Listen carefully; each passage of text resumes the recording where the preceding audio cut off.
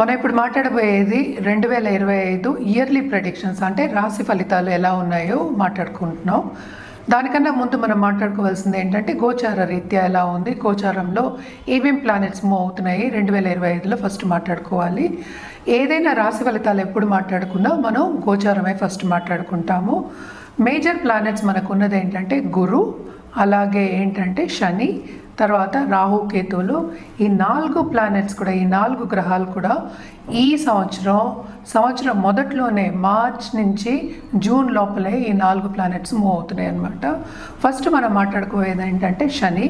ఎందుకంటే చాలామందికి ఏంటంటే భయం వేస్తూ ఉంటుంది, ఏల్నట్స్ అని ఉంది, ఏల్నట్స్ అని ఉందని చాలా భయపడుతూ ఉంటారు. ఎందుకంటే శని అన్నాక ఇబ్బంది పెడతారు కదా. సో మకర రాశి వాళ్ళకి పూర్తిగా పరిపూర్ణంగా ఏల్నట్స్ అని వెళ్ళిపోతుంది అనమాట. అది ఎప్పుడు అవుతోంది, ఎందుకంటే శని గోచారమేమో మార్చ్ 29, 2025కి అవుతోంది. ఎక్కడికి వెళ్తోంది? మీనానికి వెళ్తోంది. కానీ ఇక్కడ బ్యాడ్ న్యూస్ ఏంటంటే మనం మేషరాశికి ఇప్పుడు ఏల్నట్స్ అని అనేది మొదలవుతోంది అనమాట. అలాగే మనం చూసాము అంటే రాహు మూవ్ అవుతున్నారు. ఎప్పుడు మే 18కి ఎక్కడికి? కుంభానికి మూవ్ అవుతున్నారు అనమాట.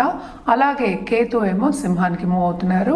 సో కొంతవరకు ఏంటంటే కన్యా రాశి వాళ్ళకి ఊరట, అలాగే మీనరాశి వాళ్ళకి కొన్ని విషయాల్లో ఊరట కలుగుతోంది అనమాట.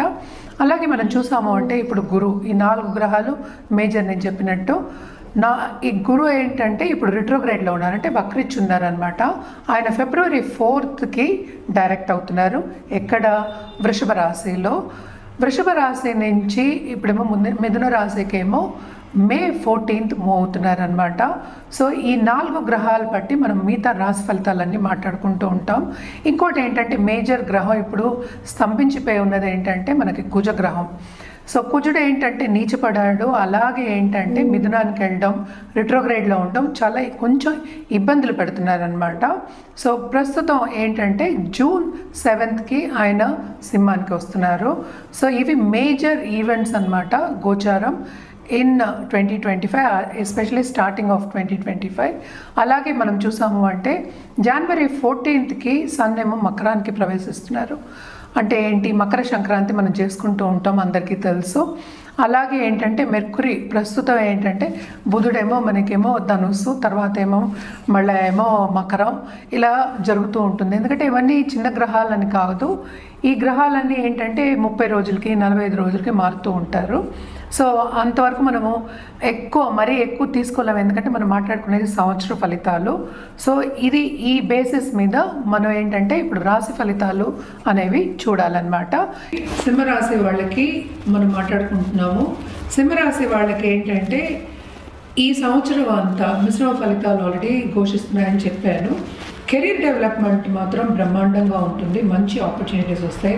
అది కూడా నేను ఇందాక నుంచి చెప్పేది ఏంటంటే మనకి రాహు ఏమో 7th హౌస్కి వస్తున్నాడు. సో తప్పక పార్ట్నర్షిప్ బిజినెస్లో చాలా విస్తరింపు అనేది జరుగుతుంది. వాళ్ళు చేసేది కాకుండా బ్రాంచెస్ కూడా వస్తాయి, దాంట్లో ఇంకా కొత్తవి పెట్టాలి అనే ఆలోచన వస్తుంది, దానికి డబ్బు అందుబాటులో కూడా వస్తుంది. బిజినెస్ చేయడానికి మాత్రం బ్రహ్మాండంగా ఉంటుంది. ఎస్పెషలీ ఫారినర్స్తో బిజినెస్ చేసేవాళ్ళు, ఆన్లైన్ బిజినెస్ చేసేవాళ్ళు, అలాగే ఆన్లైన్ ద్వారా అమ్మేవాళ్ళు, అనుకున్న ప్రోడక్ట్స్ అమ్మేవాళ్ళు, వీళ్ళందరికీ చాలా బాగుంటుంది. లాభాలు అనేవి బ్రహ్మాండంగా ఉంటాయి. Especially second half of this year అనమాట, జూన్ తర్వాత ఇంకా బాగుంటుంది. ఈ సంవత్సరం అంతా ఏంటంటే వీళ్ళకి ఫైనాన్షియల్ ఇంప్రూవ్మెంట్ అనేది ఉంటుంది, సేవింగ్స్ అనేవి ఎక్కువ ఉంటాయి. ఓన్లీ థింగ్ ఏం చూడాలంటే వీళ్ళకి హెల్త్ అనేది కొంచెం చూసుకోవాలి. చిన్న నలతలు వచ్చే ఛాన్సెస్ ఎక్కువ కనిపిస్తున్నాయి. అక్కడ ఫిజికల్ హెల్త్ కూడాను, అలాగే మెంటల్ హెల్త్ కూడా చూసుకుంటూ ఉండాలి.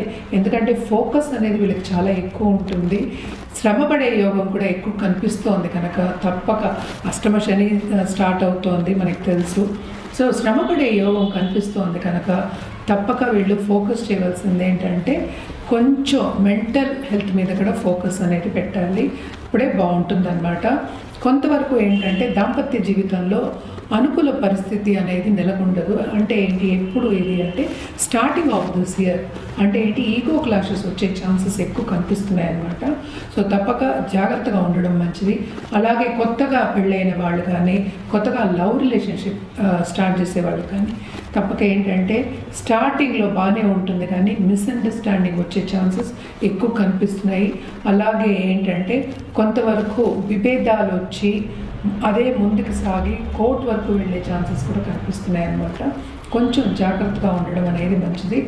అష్టమ శని ఎప్పటికైనా ఏంటంటే హెల్త్ ఇష్యూ ఇస్తుంది. అలాగే కొంతవరకు ఏంటంటే ఫ్యామిలీలో ఇష్యూ ఇస్తుంది. ఫైనాన్షియల్ స్టెబిలిటీ అంటే సేవింగ్స్ అనేవి కొంచెం తక్కువ అవుతాయి అన్నమాట. కానీ ఇక్కడ బ్యాలెన్స్ ఎక్కడ అవుతుంది అంటే మనకి 11th జూపిటర్ వస్తున్నారు మేలో. సో తప్పక లాభాలు అనేవి వీళ్ళకి చాలా ఎక్కువ ఉంటాయి. అలాగే మనం చూసాము అంటే మనకి సన్ ఈ రాశికి అధిపతి అయిన సూర్యుడు మనం చూసామంటే జనవరి ఫిబ్రవరిలోనే మనకి మకరం, కుంభం అలాగే మీనం ఆ టైం వెళ్తున్న starting of this year. So అప్పుడు బ్రహ్మాండంగా ఉంటుంది. ఏంటంటే పైకి వచ్చే ఛాన్సెస్ ఉంటాయి. అంటే ఉన్నత వ్యక్తులు అంటే ఏంటి, మన పాలిటీషియన్స్ సపోజ్ మినిస్టర్స్ కానీ లేకపోతే ఒక లెవెల్లో ఉన్న వ్యక్తులతో పరిచయం అనేది ఏర్పడుతుంది. గవర్నమెంట్తో తప్పక పని చేయించుకుని మంచి మన్నన పొందుతారు. అంటే ఏంటంటే అందరు మెప్పు పొందుతారనమాట. సో చాలా బాగుంటుంది. అలాగే గవర్నమెంట్కి రాసేవాళ్ళు, కాంపిటేటివ్ ఎగ్జామ్ రాసేవాళ్ళు స్టూడెంట్స్ తప్పక విజయం సాధిస్తారు. శ్రమ చాలా అధికం. అష్టమ శని ఉంది, శ్రమ పడవలసిన ఉపయోగం. ఇవి రెండు మాత్రం ఎవరు తప్పించలేరు. శ్రమ లేనిదే ఫలితం కూడా ఉండదు. సో 1-2 సార్లు ట్రై చేస్తే తప్పక ఫలితం అనేది పొందుతారు. అదొకటి కాకుండా సింహరాశి వాళ్ళకి కేతు కూడానే ఉంది కనుక కొంతవరకు కుటుంబాల్లో కలహాలు రావడం కానీ లేకపోతే మిస్అండర్స్టాండింగ్స్ రావడం కానీ ఇది సహజం. అదేంటంటే మనం పాజిటివ్గా తీసుకుని పాజిటివ్ దిశగా నడవడం అనేది మంచిదన్నమాట. అండ్ ఆల్సో దీనికి తోడు మనం ఎప్పటికైనా సరే పరిహారం చేయవలసిందే. ఏం పరిహారాలు చేయాలి అంటే తప్పక నిత్యం గణపతి పూజ చేయడం మంచిది. లక్ష్మీ గణపతుల పూజ చేయడం అనేది మంచిది. అలాగే శని కాళ్ళు పట్టుకోవడం అంటే ఏంటంటే శని జపం చేయడం కానీ నవగ్రహ హోమాలు చేయడం కానీ చాలా చాలా మంచిదన్నమాట. ఇంకోటి ఎప్పటికైనా నేను చెప్పేది అందరూ చెప్తూ ఉంటారు, కాళహస్తిలో వెళ్ళి చేస్తూ ఉంటారు రాహుకేతు పూజలు. అదొకటి మాత్రం తప్పక చేయించుకోండి. ఈ సంవత్సరంలో ఎప్పుడైనా సరే చేయించుకుంటే చాలా మంచిదన్నమాట. ఇవన్నీ చేస్తూను మిశ్రమ ఫలితాలు చెప్పాను కదా ఘోషిస్తున్నాయి. శ్రమకి తగిన ఫలితం అనేది ఎక్కువ ఆశించకుండా పాజిటివ్గా ఫ్యూచర్లో మనకు వస్తుంది అని ఆశించి ముందుకెళ్ళడం చాలా మంచిది. అలాగే కెరియర్లో బ్రహ్మాండమైన డెవలప్మెంట్స్ ఉంటాయి, ఆపర్చునిటీస్ వస్తాయి. ఏంటంటే బాధ్యతలు ఎక్కువ అవుతున్నాయి. దాంతోపాటు ఏంటంటే మనకి శ్రమ కూడా అధికం ఉంటుంది కనుక హెల్త్ విషయం మీద ధ్యాస పెట్టడం చాలా చాలా మంచిది. ఎందుకంటే ఓరట అనేది ఎప్పుడు ఉంటుంది మనకి, కొంతవరకు రెస్ట్ తీసుకున్నప్పుడే కొంత పీస్ఫుల్గా ఉంటుంది కనుక తీసుకోవాలి. అండ్ ఇది తీసుకుంటూ ఈ పరిహారాలు చేసుకుంటూను సింహరాశి వాళ్ళు ఈ సంవత్సరం అంతా బ్రహ్మాండంగా ఉంటుందన్నమాట. చూడండి.